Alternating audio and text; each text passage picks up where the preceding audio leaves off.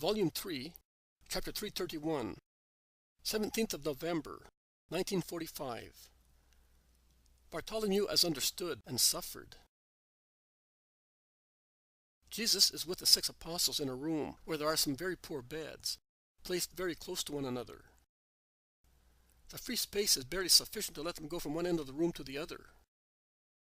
They eat their very plain food sitting on the beds, because there are no chairs or table in the room. At one point, John goes and sits on the windowsill to be in the sunshine. That is why he is the first to see Peter, Simon, Philip, and Bartholomew coming towards the house. He shouts to them and then runs out, followed by all the rest. Only Jesus remains inside, and he stands up and turns towards the door. The new arrivals come in. It is easy to imagine the exuberance of Peter, as it is easy to imagine the deep respect of Simon Zealot. But the attitude of Philip, and particularly of Bartholomew, is a real surprise. I would say that when they come in, they look afraid and worried, and although Jesus opens his arms wide towards them to exchange the kiss of peace, which he has already given Peter and Simon, they fall on their knees and bend their foreheads to the floor, kissing Jesus' feet, and they remain thus. And Bartholomew's stifled sighs indicate that he is weeping silently on Jesus' feet. What is worrying you, Bart? Are you not coming to be embraced by your master? And you, Philip, why are you so timid? If I did not know that you are two honest people, in whose hearts no wickedness can dwell, I should suspect that you are guilty. But it is not so. Come, therefore. I have been waiting so long to receive your kisses and see the limpid look of your faithful eyes. So have we, Lord, says Bartholomew, raising his face on which tears shine. We have desired nothing but you, and we have been wondering how we might have displeased you to deserve to be kept away from you for such a long time. And we thought that it was unfair. But now we know. Oh, forgive us, Lord. We ask you to forgive us. I, in particular, because Philip was separated from you because of me. And I have already asked him to forgive me. I am the guilty one. I, the old Israelite, who is so reluctant to change, and who has grieved you.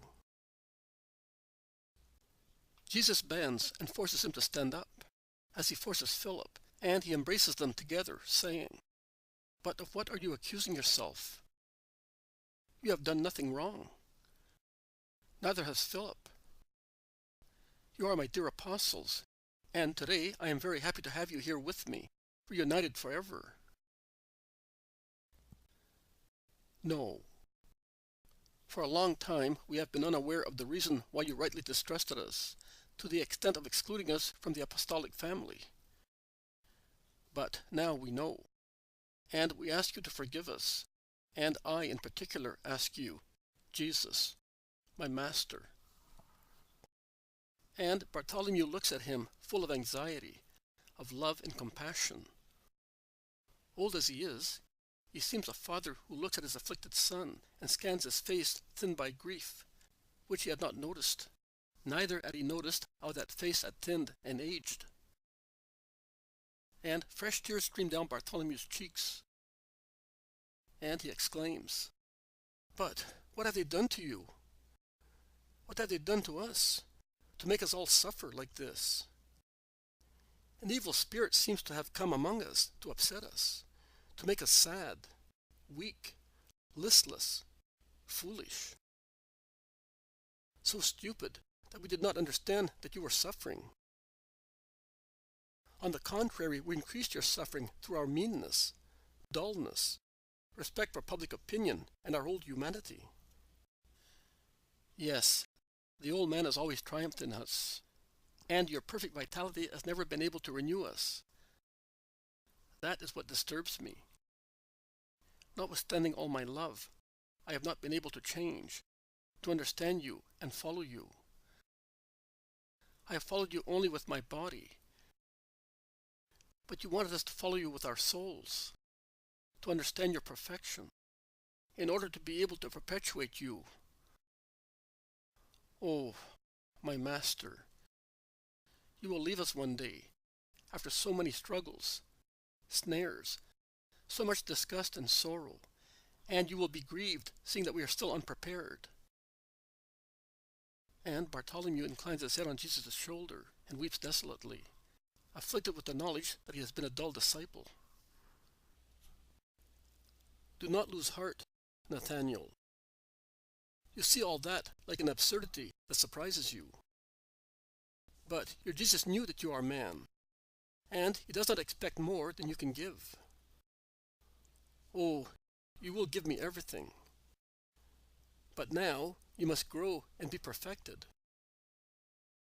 It is slow work, but I can wait. And I rejoice at your perfecting, because it is continuous improvement in my life. Also your tears, also the harmony among you who are with me, also the kindness that follows the harshness typical of your nature, and comes about after selfishness and spiritual greed. Even your present gravity, everything is a stage of your growing in me. So do not worry.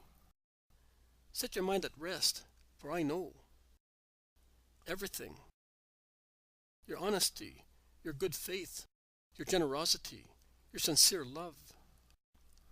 Should I doubt my wise Bart and Philip, so sensible and loyal? I would wrong my Father, who granted me to have you among my dearest ones.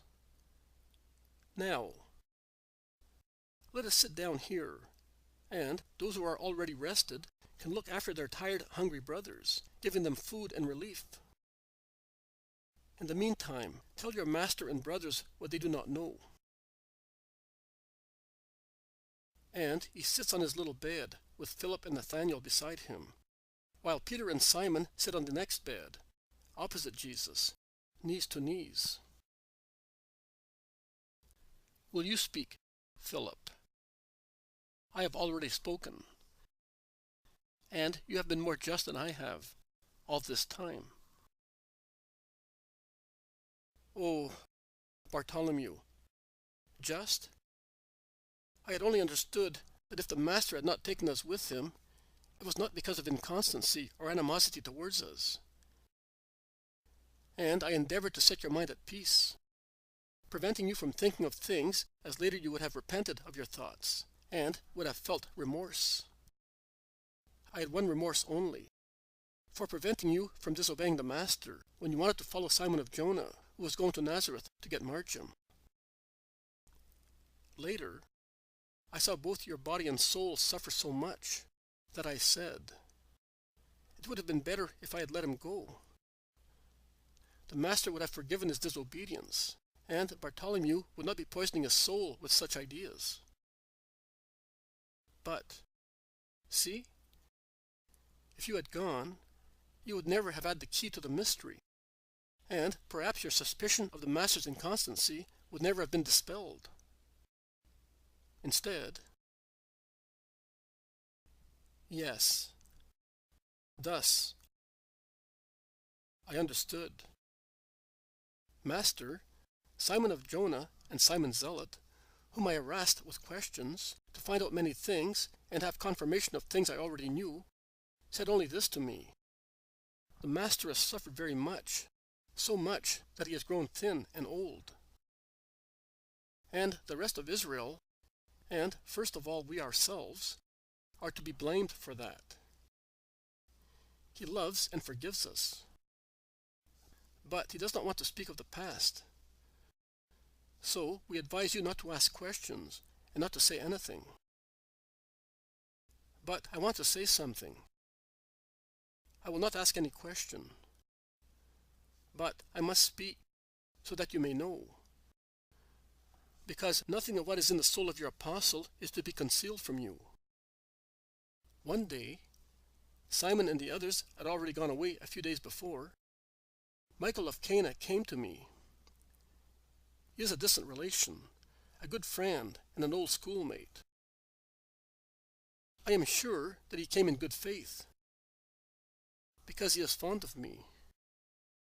But he who sent him is not in good faith. He wanted to know why I had remained at home, while the others had left. And he said to me, "So it is true. You parted from them because, as a good Israelite, you could not approve of certain things. And the others, beginning with Jesus of Nazareth, let you go quite willingly, because they know that you would not help them, not even as a silent accomplice. You are doing the right thing. I see that you are still the man of good old days. I thought you had become corrupt by denying Israel. You are doing the right thing for your spirit, your welfare, and for your relatives. Because the Sanhedrin will not forget what is happening, and those who are taking part in it will be persecuted." I said to him, "What are you talking about?" "I told you that I was instructed to stay at home, both because of the season and to send eventual pilgrims to Nazareth, or inform them to wait for the Master at Capernaum by the end of Shabbat. And you are talking about parting? Complicity? Persecutions? What do you mean?" "Philip, that is what I said. Did I not?" Philip nods assent.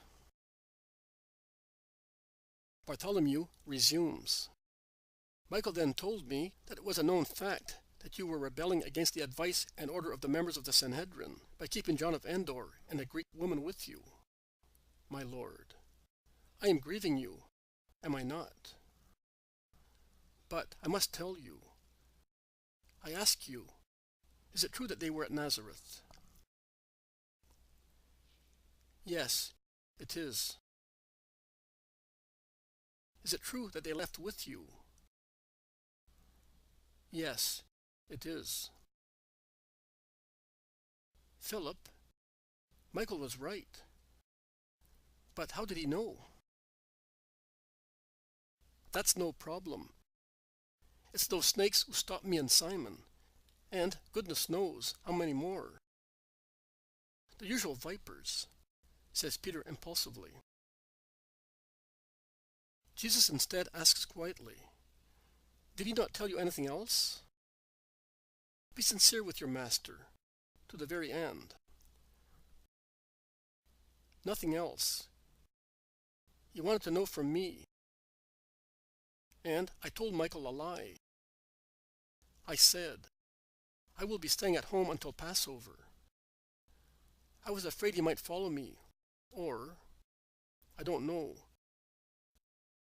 I was afraid I might injure you. Then I understood why you had left me.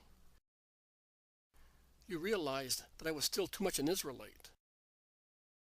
Bartholomew begins to weep again. "And you had doubts about me." "No, absolutely not. It was not necessary for you to be with your companions at that particular moment, whereas you were necessary, and you can see that yourself at Bethsaida.